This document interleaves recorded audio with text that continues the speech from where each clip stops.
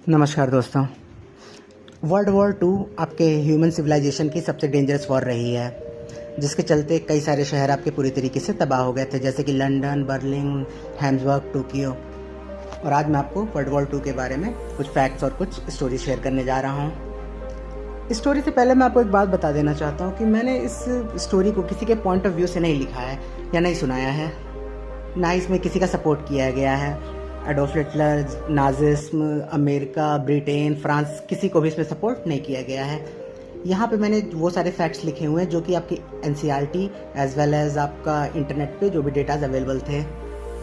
तो चलिए शुरू करते हैं। तो वर्ल्ड वॉर टू की जो नींव थी वो वर्ल्ड वॉर वन के बाद ही पड़ गई थी। साल था 1919 और यही वो साल था जिस साल आपका वर्ल्ड वॉर वन खत्म हुआ था। तो वर्ल्ड वॉर वन में ये मानना था कि आपका लड़ाई चाहे किन्हीं देश के बीच में हुई थी, लेकिन गलती सारी की सारी जर्मनी की थी। और इसी गलती के लिए जर्मनी को वर्ल्ड वॉर से अफेक्ट हुए देशों को 33 बिलियन डॉलर का फाइन पे करना था, जो कि आज के डेट में आपका 270 बिलियन डॉलर के नियर अबाउट है।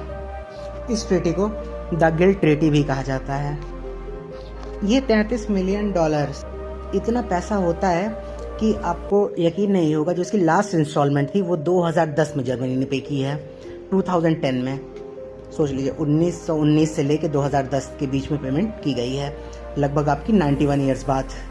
तो ट्रीटी ऑफ वर्सली की सबसे पहली पेमेंट की जाती है 1921 में, जिसके तुरंत बाद जर्मनी में आपको हाइपर इन्फ्लेशन देखने को मिलती है। जर्मनी की जो करेंसी होती है उसका नाम है जर्मन मार्क। वो इतनी तेज़ी के साथ डीवैल्यू होती है, 160 मार्क्स का मिलने वाला ब्रेड वो अब मिलता है 200 बिलियन मार्क्स में। जाहिर सी बात है इकॉनमी का पूरे तरीके से सत्यानाश हो चुका था। और इसी के बाद हमारी एंट्री होती है एडोल्फ हिटलर की, एक यंग पॉलिटिकल लीडर जिसके अंदर एक क्वालिटी थी कि वो अपनी बात से किसी को भी इन्फ्लुएंस कर सकता था। चाहे कैसी भी वो बात करे, लोग उस पर बिलीव कर लेते थे। ईयर 1923 में हिटलर की नाजीज पार्टी जर्मन सरकार को ओवरथ्रो करने का प्रयास की, लेकिन उस साल वो फेल हो गए। उन्होंने जर्मन सरकार को ओवरथ्रो नहीं कर पाए, वो फेल हो गए। लेकिन इसी के बाद आपका हिटलर की जो पॉपुलैरिटी थी वो लोगों में बहुत ही ज़्यादा बढ़ जाती है। लोगों के बीच में एक र्यूमर फैलाई जाती है कि जर्मनी की जो भी इंटरनेशनल बेइज्जती हो रही है और जर्मनी आज जिस भी लेवल पे है और जितनी भी एम्बेरसमेंट वो फील कर रहा है, वो देश के अंदर रह रहे एंटी नेशनल लोगों की वजह से हुई है। और वो टाइम ऐसा था कि लोग बहुत ही ज़्यादा परेशान थे, जॉब्स वगैरह थी नहीं, तो उस टाइम लोगों को किसी भी बात पे भरोसा दिलाना बहुत ही आसान था। लोग कुछ भी मान लिया करते थे उस टाइम पे। हिटलर का कहना था कि ज्यूज और सोशलिस्ट लोगों की वजह से जर्मनी का नाम पूरे देश में बदनाम होकर रखा हुआ है।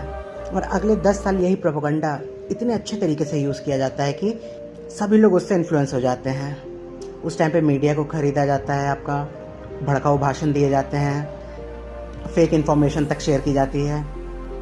अब साल आता है 1929, जिसमें कि आपका ग्रेट डिप्रेशन देखने को मिलता है। और इसी के चलते 1933 में 6 मिलियन लोग लगभग अनएम्प्लॉयड हो चुके थे। ढेरों लोग बेघर हो गए, बच्चे भूख के मारे मरने लगे, जिसका रिजल्ट ये आता है कि साल 1933 में हिटलर अपने आप को जर्मनी का डिक्टेटर अपॉइंट कर लेता है, यानी डिक्लेयर कर देता है। अपने हाथों में फुल कंट्रोल लेने के बाद हिटलर अपने सपने को, जो कि था जर्मन एम्पायर बनाना, उसको बनाने के लिए निकल पड़ता है। जर्मन एम्पायर का मतलब था कि एक ऐसा राज्य जो रेस में प्योर होगा, सिर्फ आर्यन रेस के लोग यहाँ पे रहेंगे, ज्यूज और स्लाविक लोगों की यहाँ पे कोई जगह नहीं है। उसके बाद लोगों के अंदर नफरत घोलने के लिए जूडियो बोल्शेविक की थ्योरी लॉन्च की जाती है, या फिर हम इसको कॉन्स्पिरेसी भी कह सकते हैं, आई मीन कॉन्स्पिरेसी थ्योरी। इस थ्योरी के अकॉर्डिंग जो रशियन रिवॉल्यूशन हुआ था 1917 में, इसकी पूरी रिस्पॉन्सिबिलिटी और पूरा सारी लाइबिलिटी सिर्फ और सिर्फ ज्यूज थे। उन्हीं की वजह से रशियन रिवॉल्यूशन हुआ था, ऐसा मानना था इस थ्योरी में। और इसी की वजह से आपके सोवियत यूनियन की फॉर्मेशन हुई थी। अब साल आता है 1935 का। अब सारी दुनिया को पता लग गया था कि जर्मनी के पास आपकी खुद की एयरफोर्स है। अब आप सभी को लग रहा होगा ये कौन सी बात है, सभी देशों के पास खुद की एयरफोर्स है। लेकिन ट्रीटी ऑफ वर्सली में जो 1919 में साइन की गई थी, उसमें डायरेक्टली लिखा हुआ था कि जर्मनी के पास अपनी खुद की मिलिट्री नहीं होगी कभी। लेकिन उसके बाद भी हिटलर ने ट्रीटी ऑफ वर्साइल के होने के बाद भी उसको बिल्कुल ओपनली वॉयलेट किया। और ये चीज़ सभी को पता भी थी कि हिटलर क्या कहते हैं, वॉयलेट कर रहा है ट्रीटी ऑफ वर्साइल और अपनी मिलिट्री की स्टार्टिंग कर रहा है। इसके लिए किसी ने आवाज़ इसलिए भी नहीं उठाई क्योंकि लोगों का मानना था कि जो ट्रीटी ऑफ वर्साइल में लिखा हुआ था वो जर्मनी के लिए बहुत ही ज़्यादा अनफेयर था। तो उसी को लेकर के जर्मनी को एज अ विक्टिम समझा गया था और इसीलिए किसी ने आवाज़ नहीं उठाई थी।